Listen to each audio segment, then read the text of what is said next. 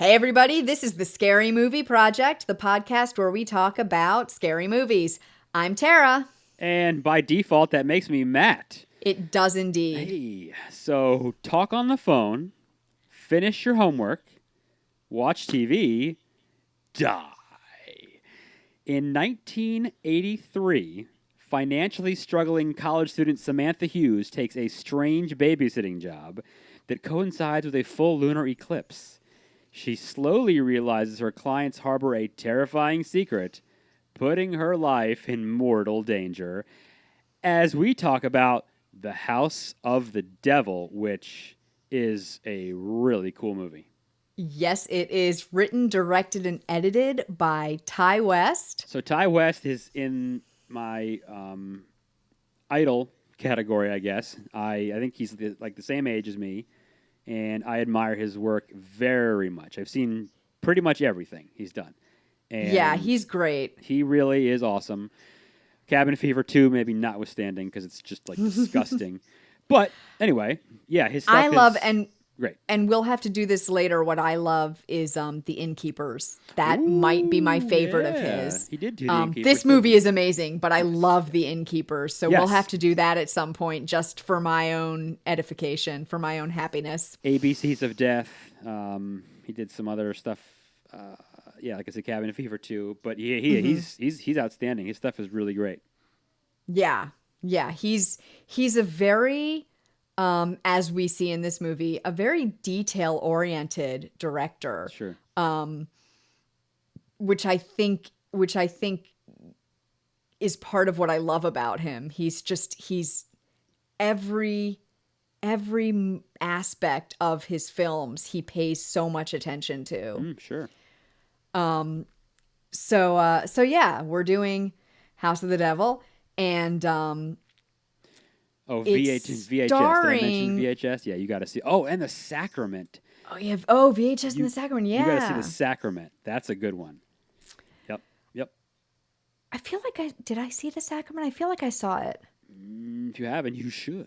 Oh, no, I totally did see it. Yeah, that was weird. Jim Jones. It's basically just the Jim Jones Yeah, that story. was really weird. Yeah, it's good. I liked it. Anyway, so we're talking about House of the Devil, though. We'll get to those another we're talking night. about Ty West and his work. That's okay. This is true. We'll probably get to both of those movies eventually. He done good. So this is starring Jocelyn Donahue, who I love. It says, I read somewhere that it launched her career, and yet I'm like, I don't recognize her from anything. That's kind of funny you said it, because I have not, similar to what you say, I have seen her in commercials, and I think she was in Dr. Sleep, which I just saw recently. So she was in Dr. Sleep. Yeah, I didn't make it very far into the movie. Oh, it's so good. I don't know. Maybe I need to give it another chance. If you love The Shining, this is... I was kind of bored. Oh, no way. Yeah, I didn't love it. So maybe I'll have to try it again. You got to keep going. Oh, my goodness. It will pay off. It's got her in it. It's got Tom Noonan in it, who I love. Yep. And I was looking at his IMDb, and it's one of those, he's in a million things, and you'll never remember him from them. Well, and he's playing an old man in this movie, and he's not an old man, though, right? Isn't he? He's Right, he's playing, right. I mean, he was born in, 50s? Okay, well, this movie's also 10 years old, too. Yeah. He was, here we go. He was born in 1951. Oh, so he is 70s or whatever now. Yeah, so he's pretty old. He wasn't as old as I think he was playing. I guess I was thinking he was in his 40s maybe then. Okay, so I was wrong on that. That old man in the movie's supposed to be 70, 80 years old or something, so. Yeah, I don't know if he's supposed to be that old or if he's just infirm. I don't know. Whatever. But yeah, he's playing an older the babysitting client. We'll get there. Yes. But he's one of those guys you recognize from a million things, and you're like, every time I see him, I'm like, oh my god, I love him. Yeah. What is he in? What have I seen him in? Yeah, he was in RoboCop 2. Ooh, original RoboCop's pretty great, by the way. I think he's been in Law and Order SVU. He's done an episode. He's just always working. He's like Sam Jackson. He's always working. Yeah, he's just one of those people. He does things all the time. Always working. Always working everywhere. And of course, this movie has Greta Gerwig, who's after this, she like explodes and She becomes blew like this. up. She's like talented beyond belief. I mean, my goodness gracious, the stuff she's done. Wow. Yeah, She's an actor. She's a great actress. She's a freaking director. She's a producer. She's a writer. She is very talented. She is super talented. Yeah. And you know who it also has? It has a nice cameo. We like cameos. By Dee Wallace. So that is where I'll get into my story about this movie shortly. But yes, okay. Oh, so she was a scream queen, but she's also the mom in E.T. Well, of many roles, yes. Yes, many roles. So yes, we have a little cameo from her there. And another thing I found out about this movie, I did not know this, but when it came out, they did a promotional VHS. Well, see, that's the genius. That'll be my. Is my that story. what? Oh, that's part of it. That's no. You bring a good point though, but that is part of the genius of this movie. Yeah. Do you want to tell us your story now? I'll tell it now. So yeah, what they did was they offered it in like the plastic clamshell box. Remember those Disney movies you had, or when you were a kid, the same thing. All right. So this movie is supposed to be. It's a total homage to 80s horror films, right? All right, well, I can tell you that Ty West did an incredible job, and he nailed it, because I have met Dee Wallace numerous times at Monster Mania. I'm like on a basis of when I walk in and I see her, I wave, and we say hello to each other at this point, right? So I know like everything she's been in, and I've seen just about everything. And so I remember like in 2010, maybe it's a year after the movie hit TV then, MTV used to show movies at night, on Friday nights. And I don't really watch MTV, but... Well, I did when they showed music videos.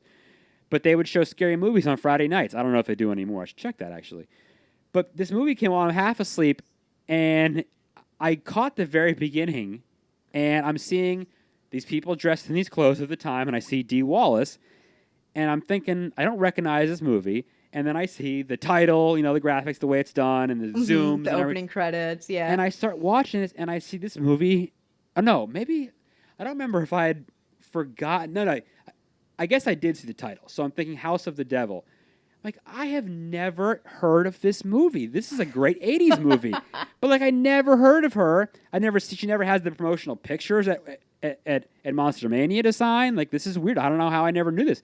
And I kept watching, and I'm thinking, this looks really good. Like, this must have been early 80s, really cheap budget, whoever did this. And why did MTV find it, and why are they showing it now, right? This is so random, I thought. So the next morning, I get up to go look it up. It's a movie that's a year old. And this guy, Ty West, is a freaking genius and made a total homage to 80s movies and shot this thing in 16mm film. Yep, to get that all retro the look. Props, the costumes, the food, the pizza place, the cars, the Walkman, everything. I was blown away and was like, I bow at your mercy, Ty West. You are a genius. And you mentioned the Zoom too, Yep, which was everything. so popular the in zoom-ins the early on 80s. The music, the way the titles and the graphics pop up. I mean, this guy, it was perfect. I mean, I literally thought I was watching something from 1982 that somehow MTV had dug up out of a VHS graveyard and was playing some night that I had never seen Dee Wallace in. I mean, yeah, it's amazing. And I think for that reason, I love it that much more because of that. Oh yeah, it's so good. So okay, genius.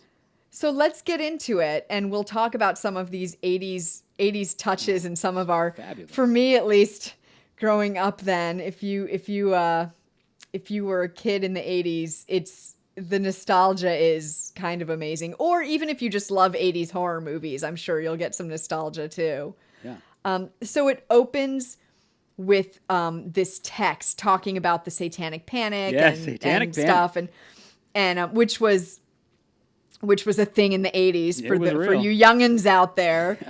The Satanic Panic. In fact, I'll tell you my little story. This Satanic Panic. I was, pretty young, like really quite young when the 80s were going on, and I remember, I don't know, I was watching TV after school one day or something, and I think it was People's Court, which I'd say was another very 80s thing. The greatest, you know what? That show had the greatest theme song, I think, of all time, wasn't it?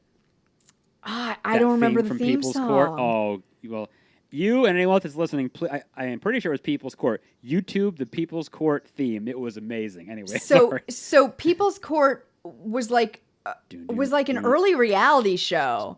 Yeah, it was like an early reality show where they like would bring people. It was on. Judge Judy like 25 years before Judge Judy. Yeah, yes, yeah, Judge exactly. Wapner. And so they would bring in regular people, but there were these kids who were suing, I guess, to be emancipated from their parents or something. Right. I think that's what it was. But whatever the actual like case was, I will never forget these kids explaining that their parents had like made them burn down their school and like do this other stuff. And one of the kids like raised, was like we never saw it actually, but they were like, they tattooed 666 on the backs of our heads at the nape of our neck. And like, I have a feeling it wasn't actually real, but No. But it scared the bejesus out of me when I was a kid. Of course it did. Of course. So the Satanic awesome. Botanic was like, it was it was real. Like I remember, if anyone out there listening has ever gone to a Rob Zombie show, it's great because during songs, especially in a small venue, he'll stop and tell stories. Mm-hmm. And one time at 930 Club, he started talking about they were just getting started in some TV show, wanted to interview them. And they were like, oh, hell yes, we want exposure. They didn't even bother to know who it was. Turns out it was a 700 Club.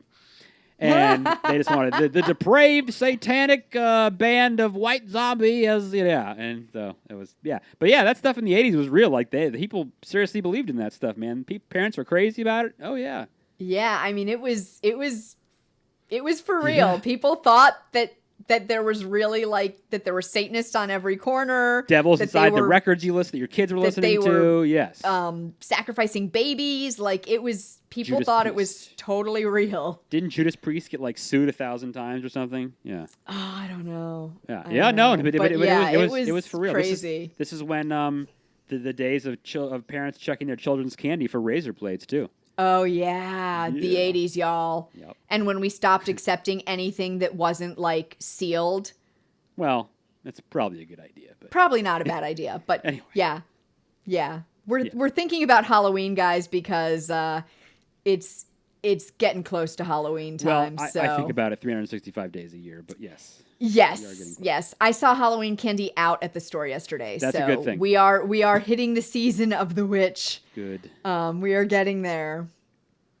So anyways, back to the movie. Yes. It opens with this text and then it says, the following is based on true unexplained events, which they never like elaborate on. I'm sure it's actually that's not. A great line for movies. I love when they do just stuff like part that. of the. Yeah. It's just part of the people shtick. Buy it. Yeah, people buy it. Yeah. So we meet Samantha. She is buying a small apartment, which my first thought here, they're like, I'm watching it. And then we see it's a 1-bedroom for $300. Okay, well, it is 1983. But I was like, that's so obviously 80s because never in a million years. I don't care where you are. I'm pretty sure $300 is really cheap for a 1-bedroom right now. I also think after I guess I think this because I found out where they shot it, but I think it's Connecticut. But anyway, not that matters, but anyway. I thought I'd throw that in there. I think, and she's, so she gets to the apartment, and then she's like walking around during the credits, and she's got this Walkman. It makes me want a Walkman. Again, for you youngins, a Walkman. It makes me want one now. Was a tape player. You had a cassette tape. And it was awesome. Yeah, you don't know what those are either, but go look it up. You had a cassette tape and you put it in your Walkman and you listened to it, and you had these orange foam earphones, which I think everybody had in the 80s. Mine were just black, I think. Yours were just black. Mine were the orange ones. I definitely had now, the orange ones. I remember two things here. I think one of the first tapes I listened to on my Walkman was the soundtrack from Back to the Future. Ooh. Which was random, I know, but I think it was. And then also, do you remember, I'm really going to go on you here. Remember when Sony had the Sport Walkman that was yellow? Do you remember that? And it had the thin sport wire earphones too. Remember that? Sony, it was like a waterproof joint. They were like, it's waterproof and it's for sports, so you can go running with it. That was awesome. It's only 5 pounds, so you can totally run with it. You know what? After seeing this movie, it makes me want to go out and get a pager again and get a Walkman. Oh my God. You guys, now we All don't right. even need an iPod anymore. We just use our phone. It's crazy. It's crazy. But you It's know what? crazy. It was revolutionary. I mean, it's pretty impressive that even today it's outdated, but the fact you could take portable music is pretty awesome. So whatever. Yeah. So she's walking through town during the credits, which are these like yellow font, like yellow words. Perfectly done. Yep. And they like freeze frame and then put the person's name or whatever. It's oh my God, it's so 80s. I love it. It's masterfully like orchestrated by him. It's perfect. It's perfect. It's so perfect. He nails it. So the credits end. She arrives at her dorm at college. There's a sock on the door. Yep, sock on the door. Her roommate is such a waste of life, basically. Oh God, her roommate's awful. But so we start to get an idea of why she wants an apartment, right? I love the line of what time is it? And night. She tells her night. Night. Yeah, that's I think the next time we encounter the. But you know what? For real though, that unfortunately was a lot of people's roommates in college though.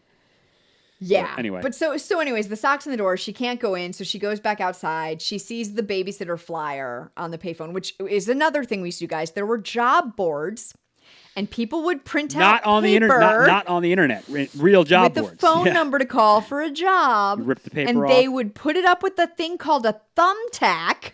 Yes. And then you would rip off the phone number at the bottom because they would have a bunch of little ones with the phone numbers on the bottom. Absolutely.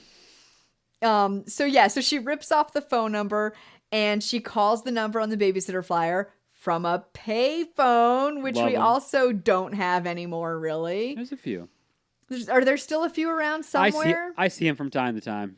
Are they still in operation though? That's well, now that I don't know. Like when I see them, it's when I'm driving down the street. I don't notice if it's working or not. But so next time, stop, find out, tell us. The last working one I saw was in New York City about 3 years ago. That's the last working one that I laid my hands on. So. That you knew was working. But I'm not surprised in New York City they have them still, but whatever. So she calls him from the payphone, and as she walks away, the phone rings. Yes. She left a message, by the way, because they weren't home. So the phone rings as she's walking away. Hello, Samantha. That guy's voice is like just scary, right? and she's talks to the guy, and she's like, wait a minute, but how did you get this number? Because she gave them her dorm number, not the payphone number. And the guy wants her to babysit right now. So he wants her to meet him like outside one of the buildings on campus. And she starts to ask him another question. I think she starts to say right now, and he just hangs up. And we hear another 80s thing. The busy signal. Sure. When is the last time you heard a busy signal? Kids who don't know what it sounds like. This is a busy signal. Thank you. Forever. Impression of the busy signal, yeah. You're welcome. You're right. I haven't heard that. I've been perfecting that. Did you like it? It was good. I have not heard a busy signal in quite some time. Did it like bring up some nostalgia in you to hear it? A little bit. This is fun because it is bringing up plenty of nostalgia as well. Yes. It really is. It's so much. So she goes to meet the man for the babysitting job. She's like in front of one of the buildings on campus, but he never shows. She's like waiting there. He never shows. She jams out to her Walkman, I believe, the whole time, right? Isn't she? Right. Oh my gosh, I have to cough because I did the busy signal. Now I have to cough. That's got you all messed up. Okay. Yeah, she's just laying on the stairs there with the Walkman, just like killing time, waiting for this dude. Yeah, she's just chilling out, waiting for the dude. He never shows. So then she goes and eats pizza with her best friend. Another, by the way, great job of the pizza parlor scene. So 80s. Loved it. Oh my God, so If anyone who has been in an old... What is her friend's name? The actress or... No, Greta Gerwig plays her friend, but I can't remember what her name is. Her role is Megan. Yeah, Megan, you're right. So she goes to meet her friend Megan. Yeah, so if anyone of you have been in a Pizza Hut like 30 years ago, you know what we're talking about. Because this is like, it's dope. I mean, even down to like the plastic cups, like the Coca-Cola cups. It was perfect. And the floppy, crappy pizza. She even said, she's like, oh, this pizza tastes like shit today. Yeah, the pizza tastes awful today. So we learn there that she really needs the money, right, for the apartment. I think Megan even says, like, my dad could give it to you. Like, do you need it? Want my dad? Yeah. Call my dad. Right. Like, so she really needs the money. And then Megan says like maybe we should, to get back at him, we should tear down all the flyers, Right. and so nobody will call him. And she says, no, don't do that. Don't do that. So when she gets back to the dorm, her roommate's, the sock is off the door, and her roommate tells her she got a phone call while she was out. And so that's when they have the, what time is it? Night. Yeah, night. Love it. Oh, crap. Yeah. So she calls back, and the man who needed a babysitter originally apologizes profusely. He asks her to come tonight instead. When he says, also... I love this. Oh, go ahead. No. You're probably going to say it, so go ahead. He says, I promise to make this as painless for you as possible. Oh, so that is good. What I was going to say was he said he had some other woman lined up, but she fell through. It wasn't going to work out. So, yeah. Right. So he tells her that, but then he says I promise to make this as painless for you as possible. And all I'm thinking is, God, if that's not like a warning. Foreshadowing. Red flag, you guys. Red flag. Exactly, right? But you know what? You are in a horror movie if somebody says that to you who you've never met. You know what? And that's not a great thing. Ty, he's great. You feel like you can relate to this girl because you feel like it's whether you're male or female. At some point in your life, you needed a check. You've needed some cash for something. And you understand, she's like, I'm just going to rationalize this. It's just this quick gig. I'm going to get a couple $100 for it. Right. Right. I'm just going to make it work. Right. It's not the end of the world. So she goes. And so her friend Megan, Sam's friend Megan, drives her to the babysitting job. And as they're in the car, they hear about the eclipse going on tonight. I had forgotten. I watched this for the second time now, and I had forgotten about the whole eclipse portion of this. That's right. I totally blanked on that. Yeah, so that's the whole thing. There's this big eclipse going on, and everybody's excited about it. And her friend is talking. She's really nervous about dropping her off out here in the middle of nowhere. It's this huge house, and like it's out in the middle of like the woods. Yeah, and she's really nervous about it. And she wants to stay with her. And so she kind of is like, well, come in with me and then we'll like decide. Right. So we get to the house. The house is insanely huge. Don't forget before, though, in the car, remember, she reaches in, she says, don't get mad at me for something. Oh, right. Oh, you're right. So she went. The flyers come back. She went and took them all down. Yep. She went and took them all down, and she's like, don't be mad at me. And what's her phrase? Gets mad at her. She's like, well, I told you not to do that. Right. Yeah, she's like, that's why they called me again. She's like, I didn't want you to do that. But she's like, well, I knew you weren't gonna, and it needed to be done, so I just did it. She's being a good friend. Megan's a fun character. I really like her character. I'd like to hang out with her. Yeah, we'd have fun. So they get to the house. The house is like ridiculously huge. Oh, and I love the last, I think, really, well, not last, but definitely not last. One other great 80s moment is, so I'm a car guy. So Megan's driving that old Volvo, I think it's a 240. Oh, DL, yeah. And she pulls in the driveway and makes a note to point out. There's another Volvo. And what's more 80s vehicle than the Volvo? I mean, Volvo. You know what? And she says, safest car on the road. Safest car on the road. There you go. And you know what? They were, and I know people that had them, and now Volvo makes some pretty cool cars. But anyway, that's besides. I had the most mom car, like soccer mom Volvo ever. They are great. When I was much younger. I had this like it was the oh my God, I can't think of the word. The one that's not a coupe. Was it the 740? That was like. So it's not a hatchback. It's a grocery getter, basically. Okay, I'd have to see it. Didn't know which one it was. But I can't think of the word right now. Wow, I'm so excited. My brain has gone away. Anyways, I had a Volvo too, and they are very safe cars. Oh, they're great cars. And nowadays, but they're also very 80s cars. The ones they make now are amazing, though. But yeah, anyway. Yeah, they were dorky looking. Not anymore. Back then. They're nice. So the man who turns out to be Mr. Ulman is his name. That's right. Ooh. Mr. Ulman. I just thought, I wonder if that's... Mr. Ulman is the hotel owner who hires Jack Dempsey in The Shining. I wonder, Jack Torrance. I wonder if, anyway. Jack Torrance. Why did I say Jack Dempsey? Boxing, I don't know. Jack Dempsey, yeah, maybe. But that's, that just popped into my head, sorry. Yep, Mr. Ulman, the hotel owner who hires them. That's right. he tells them, oh, they live in one of the most, do you know you live in one of the most perfect places on earth to view the eclipse? Right. They're like, whatever. And so they chat a little. They chat a little with him, and I love Megan. He says something, and Megan says, "Oh, are you a doctor?" And he says, "No, not really." And then he says it about and something then he says else something about too. the eclipse. Yeah, about the eclipse. And she are says, you an astronomer? Are you an astronomer? No, not really. Yeah, so, after the second time, I'd be like, what do you do, dude? What are you talking about? Right, what? Why are you so cagey? Not You're exactly. weird, dude. Yeah, she knows that. So Mr. Ulman takes Sam aside to tell her, I hope you understand we're only paying one person.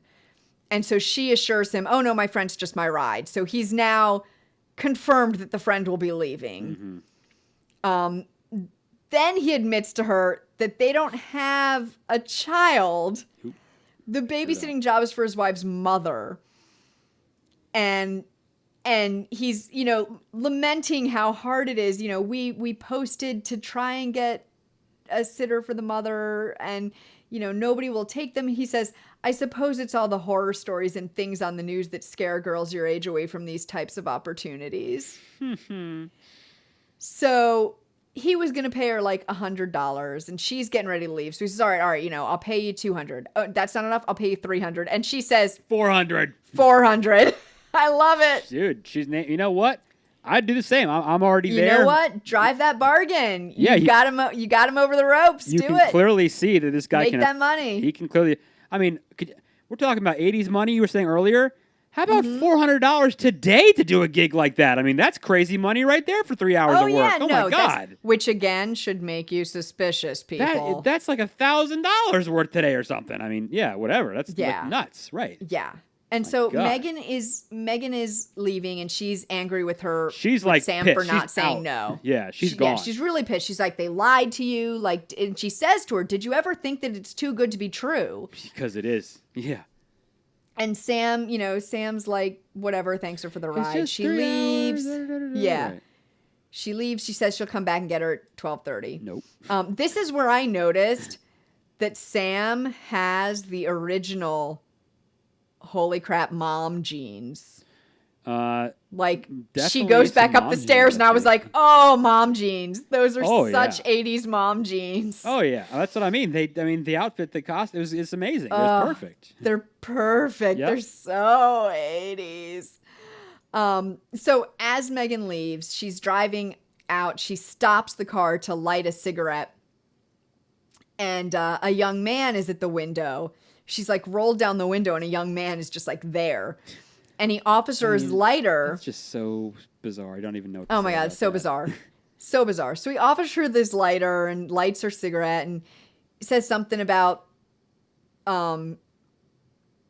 tries to act all cool. He says something about the babysitter. Yeah, he says something about the babysitter, though. Well, so he's trying to be all cool and calm her down, like, hey, it's fine, I'm just here for a lighter or whatever. Yeah. And he talks about something about weather and whatever. And then she says she's leaving somewhere, and then he says, oh, wait, aren't you the babysitter? Yeah, and she tells him she's not. No, and bam. Bam! He shoots her straight in the head, guys. That scene, I mean, her head just explodes. The first time I saw that, it startled me. Well, some of her head stays intact. Much. But it blows off pretty much her entire head. Yeah, it's really startling. And then the gross part is when her dead body falls over, and he reaches back in. He reaches in. And he gets the cigarette that is still lit and still running that was in her mouth.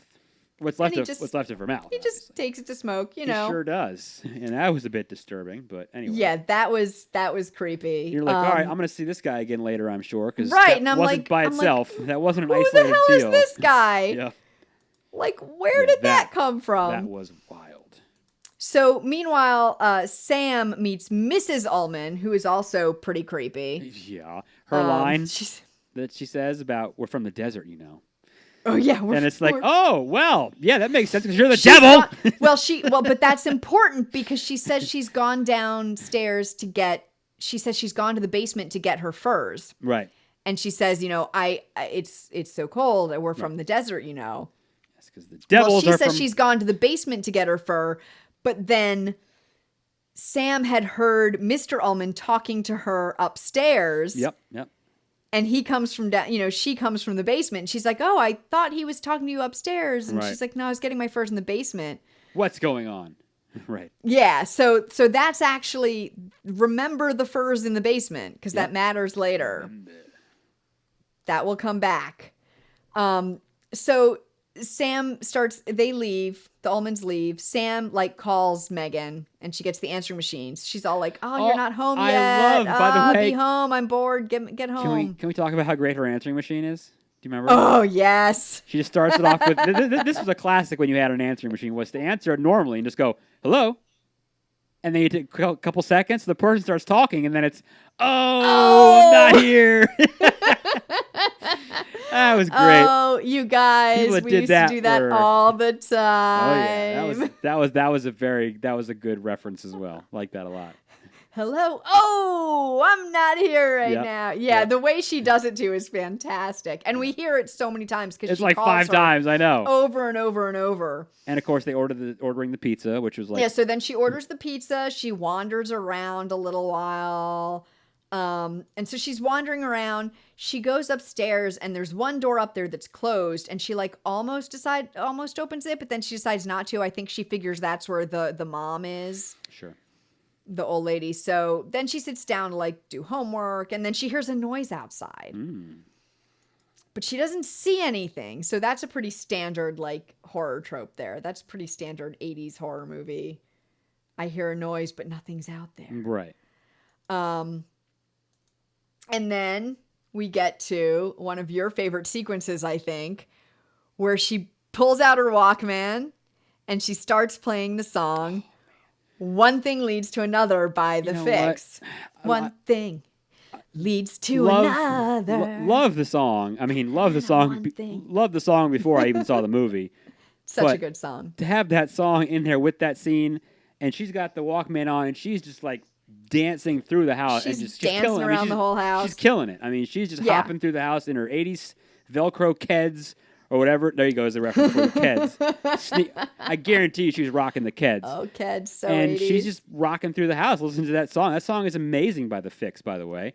Yeah, and so she's it's just this whole sequence of her dancing around different parts of the house. She plays on the pool table. She does all these different things. Yes, the pool table. I forgot. Yeah, the very awesome pool table. You know what? If I was doing that job, you wouldn't catch me anywhere else. I would sit down there and shoot pool all night long until they came home. Yep.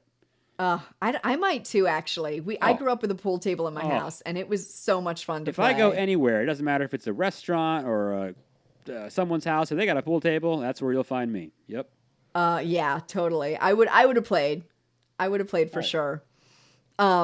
So she's bopping around. She's bopping around upstairs, and she breaks a vase. She accidentally bumps into a vase. That thing just falls from a whole second floor down. Yep. Yeah, and so she's cleaning it up, right? She's got a dustpan and broom, and she's cleaning up the station wagon. Sorry. What the kind of car I had. Oh, well, there's a Volvo 740 wagon or something. Yes, it was a station wagon. Oh, yeah. Oh, my God. The word came to my head, and I had to say it. I'm sorry, you guys. Amazing, that was totally amazing cars. Callbacks. There we go. We'll just say it was a callback. There's the good 80s because, the station wagon is all but dead now. So, yeah. Yes, totally. Yeah. So anyway, so she's bopping around. She breaks the vase. She's got a dustpan and broom, and she's cleaning up the broken pieces of the vase. And she opens the closet while she's cleaning. Yes. What does she see? Photos. Mrs. Ullman's furs. Oh, which and Mrs. pictures, Ulman right? had told her. Well, Mrs. Ulman had told her we're down in the basement. Right. Yeah, and then she finds the photo of a family with the Volvo that's parked out front. Mm-hmm. Only, and so it's not. It's family. Not them. No, it's not. Another family with a very young boy. That's right.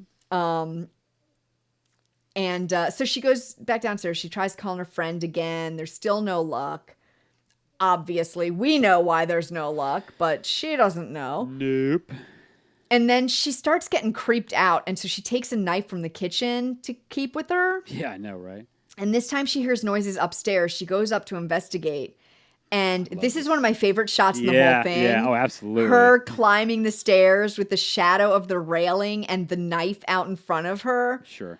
Oh, that's such a good shot. Well done. Very well Oh, done. it's so well done. And then also that other part that comes in that same scene when she listens through the door, and then you don't see it, but the camera makes the move, Yep. and you see the people inside there. Well, so that's what she Right. does. She calls through the closed door to see if the mother's all right, but she doesn't open the door, and that's what Matt was talking about.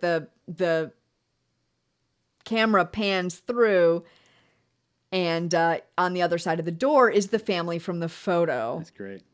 And they're dead, and the little boy is stretched out in a pentagram, but she never sees it because she doesn't open the door. She thinks the old lady's in there. Right. So finally, the pizza man shows up, and she's so like freaked out at this point. She just opens the door, like grabs the pizza, Gives him the throws money. the $20 at him, and like Keep it change, yeah. the pizza's like $8, and she throws 20 at him. She's like, keep Right. the change, and like slams the door closed. And of course, who is our pizza delivery guy? So, yep, we finally see his face. It's the guy who killed her friend, Megan. Yep. So then she's like still nervous. And so she tries to call the number the Ulmans gave her in case of emergencies, which again is something parents did back then. If you were babysitting, they Also, would may we give you the number of where course. they were going to be The because restaurant or we something didn't all or have something. cell phones. Yes. Yeah, they would give you the restaurant's phone number, or they would my give you their goodness. friend's phone number who they were going to be at their house. May we point So out she- the awesomeness of the rotary phone on the wall, by the way? Oh, the rotary phone. Phone, not even rotary, but the phone on the wall in your kitchen with Yep. like the 50-foot Yep. cord. We had it. Oh, man. Love it. We had it Love with it. the That's what- cord that like would go pretty much anywhere else on that floor. So one of my favorite shows of all time is Roseanne, and I Mm-hmm. love the phone they had centralized in their kitchen, and you'd always see them wandering through the house, the whole like main floor, because the cord was so long. Yeah, that's awesome. I loved it. yeah. Oh man. It was the best. I know. Corded phones, guys. Got to get one. They were great. So she tries to call that number that they gave her. She gets no answer.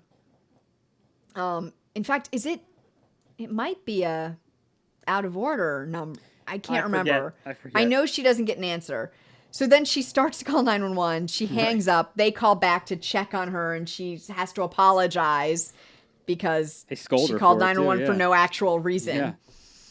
And then she's sitting on the couch eating pizza. She checks out what's on TV. What's on TV, by the way? Oh, thank you. Night of the Living Dead. Thank you. I had made a mental note to mention that, and I would have probably forgotten if you hadn't said it. Yes, they are. Because remember that before that comes on, she's watching the end of that phony, local news broadcast, and they're talking about the eclipse, and they also mention up next, Fear Theater or whatever. Yeah, right? and this time when she turns it on, it's Yeah, Night of the Living Dead is playing. Yes, good And call. so this is where we get that shot where it's obvious she doesn't see them, but someone's obviously watching her through the window. It's like that like shaky shot where it's like a POV. It's like their Halloween, point of view. when he's walking. Yeah, through, which is such an 80s horror movie shot. Peeping Tom stuff. Yep. Like just standard. The voyeur.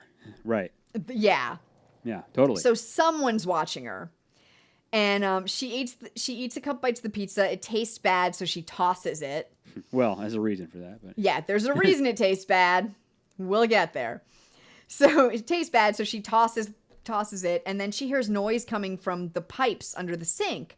She goes in the upstairs bathroom to check the pipes in the sink, and I still don't know what this has to do with, but she opens the bathtub curtain. Okay, so that freaked me out. It's all this, like, just tons of hair cut off that in the bathtub. messed me up. Like that one. Oh, I liked. Oh, yeah. Yeah, which is another great quick jump scare. But I don't know. I still, to this day, I'm like, I don't know what that hair was. You know what? When I look at it, to me, it's just hair is gross, and when it's in a tub and a drain, I think it was just done to just get the result that it definitely gave me. Yeah. Just, No, it just got gross. results. Yes. I just don't think there's see any it reason to tying into, like, almost everything else I think ties into something in the movie. But this, I'm not sure. Or I'll bring it up later when we get there. Maybe something else. But anyway. Okay. Bring it up when we get there. Don't forget. Yes.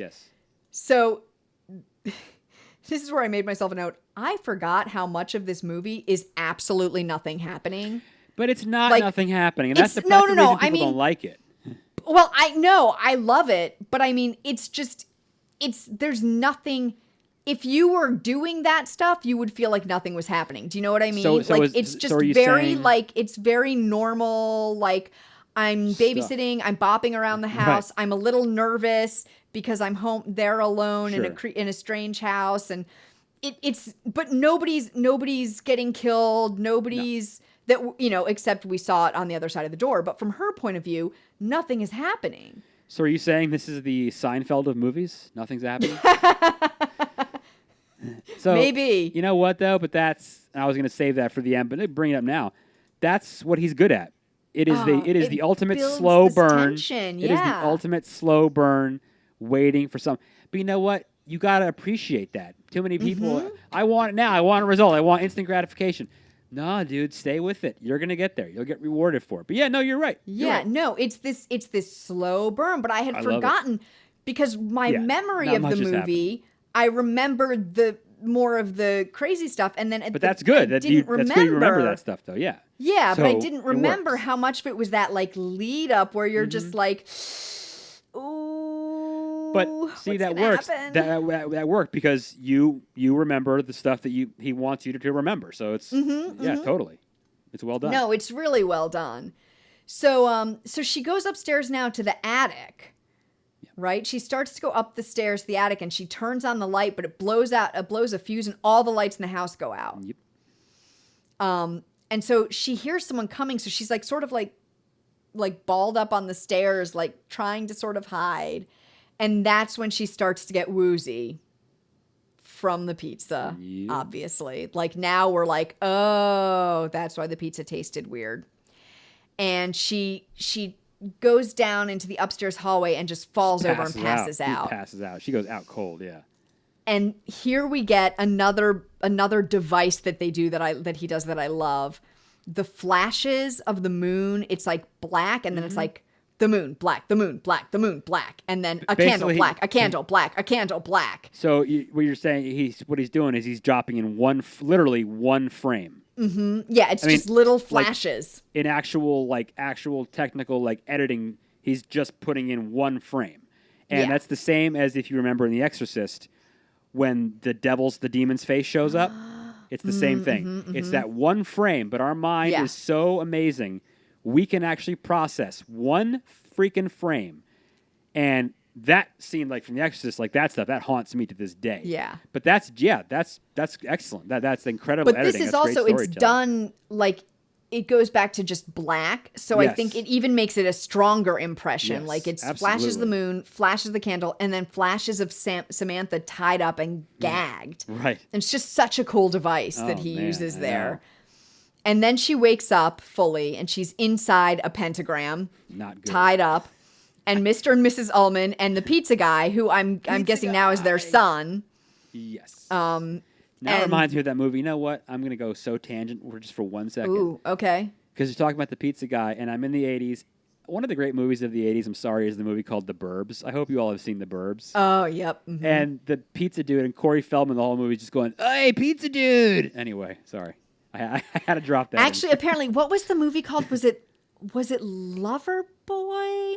That was the movie about the pizza guy, and he whenever anyone he's basically like an escort, and whenever anybody calls and orders extra anchovies, that's when he goes. It means it's a woman who wants him to sleep with her. Okay.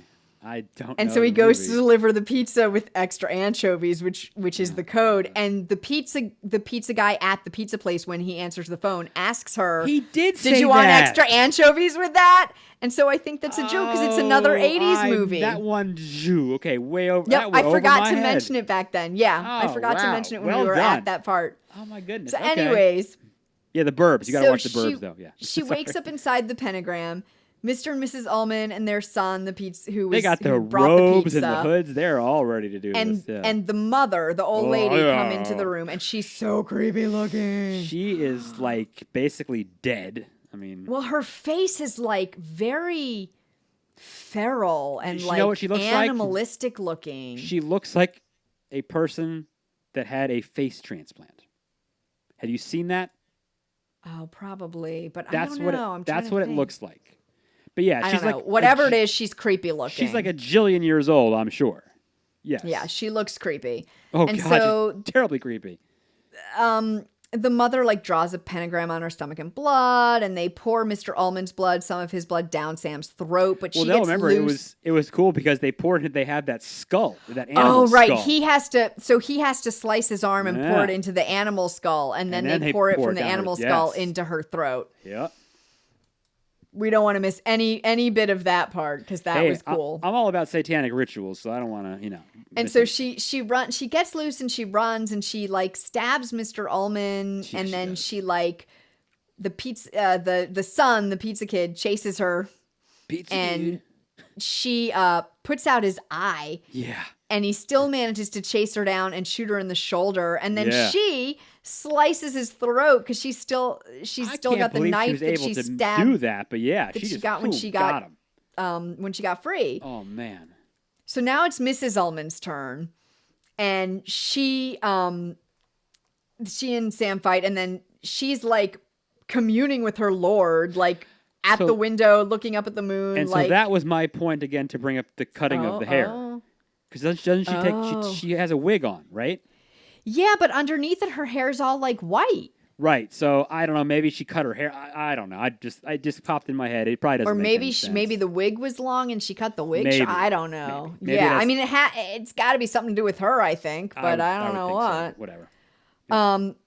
So she's like at the window communing with her dark lord, like help me, Lord, and stuff, and Sam stabs her in the back, like she just. Sam's a good like final girl type, even though as we find out she won't necessarily be a typical final girl. She won't not so much. She will not get out of this unscathed.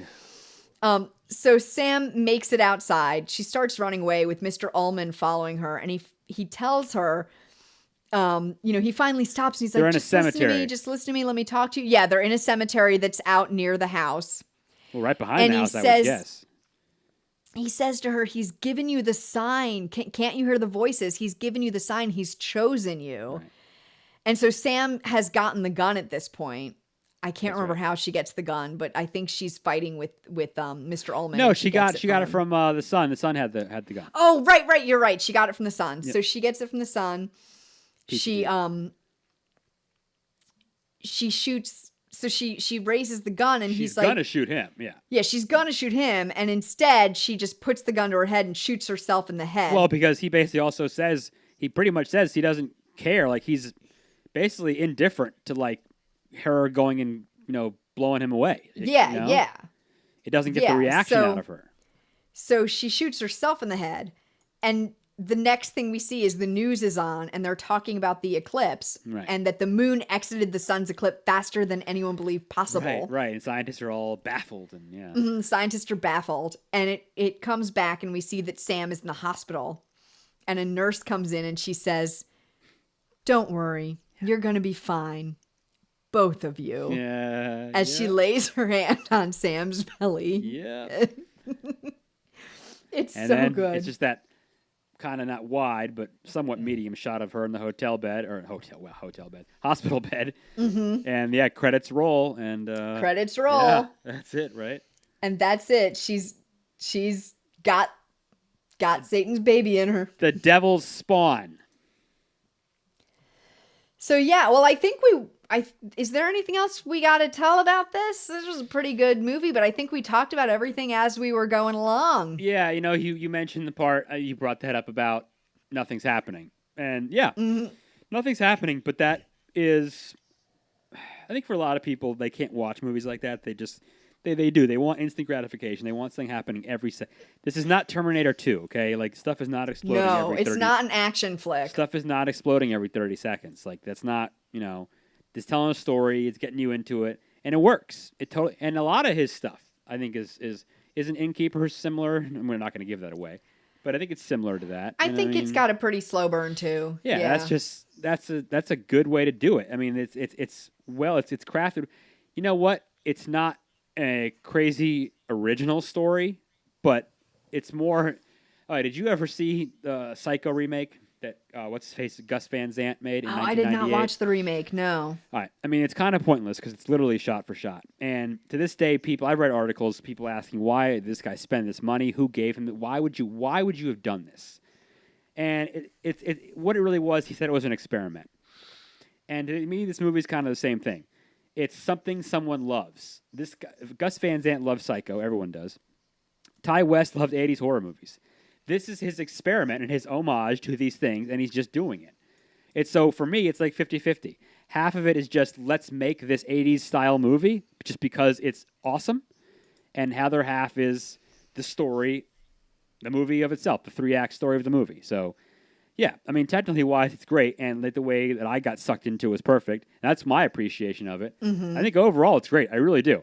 I mean, it really echoes an 80s film, and he nails every piece of it. I mean, every piece of it is done. Every moment, every aspect. Costumes, music, technique, everything. It's perfect. Yeah.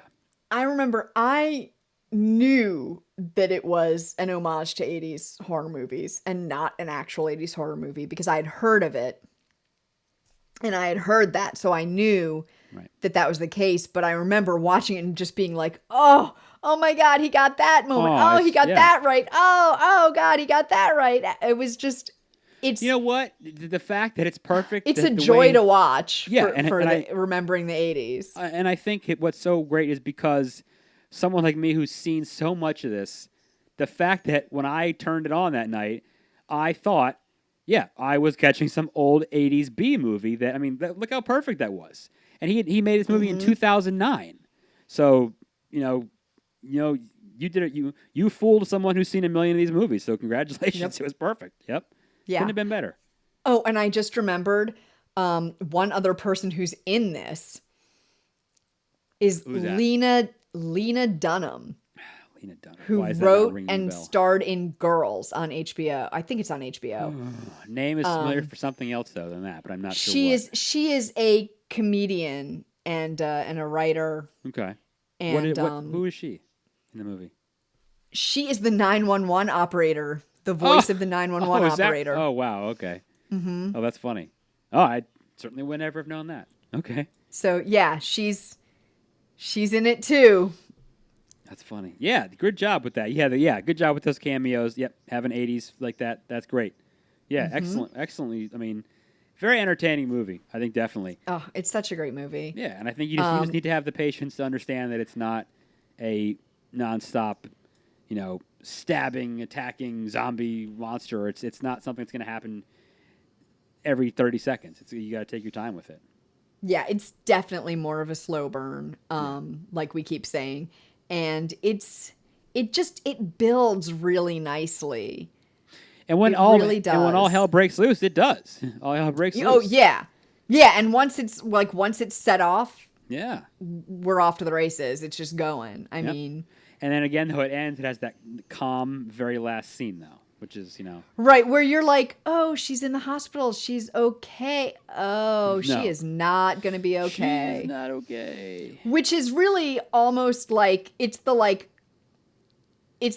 quieter version of the hand reaching up from the ground after the credits, at the very end. I love that. Yeah, I almost feel like I was watching like the end of a soap opera episode. It's that right? stinger, though. It's that stinger. Yeah. Oh, it did kind of look like a old soap opera. Right. With the nurse, yeah. General Hospital. Right. Someone has amnesia or someone, you're right. Yeah. Those stupid plot lines in those awful soap operas. Yeah. Well, those soap operas were very 80s too. They were very popular in the 80s. They're still on. They're still around. That's neither here nor there. But anyway, if you haven't seen it, please go watch it. It's great. I like it's definitely worth a watch, this movie. Oh, yeah. So before we go, always, we also mentioned, don't forget to watch The Burbs. Oh yeah, The Burbs. We threw that in there. What else did we say? The Innkeeper. And go Google the People's Court theme song. Oh, Google the People's Court theme song. Right. Yeah. Don't forget, guys. We gave you guys very important tasks. The music is great. We gave you guys a lot of stuff to do today. So yes, we gave you very important tasks for tonight. We expect to hear back. We will accept your reports via email at thescarymovieproject@gmail.com. You see what I did there? You see what very I did nicely there? done. Very nicely done. So yeah, guys, if you like the podcast, if you're having fun with us, please rate and review us on iTunes or wherever the heck you're listening so more people can find us too. And don't forget to send us your reports on the People's Court theme song. And what movie did we say again? The Burbs. You got to and like we said last Burbs for sure. And like we said last episode, we're still waiting for someone out there to challenge Tara. Oh, I'll do it too. To watch all of the Children of the Corn sequels. No. Yeah, nobody's challenged me yet. I don't have to yet, so I'm safe for now. So don't forget to send us all that stuff and your movie suggestions, thoughts on movies we've watched so far, and all that great stuff to thescarymovieproject@gmail.com. See y'all. Goodbye.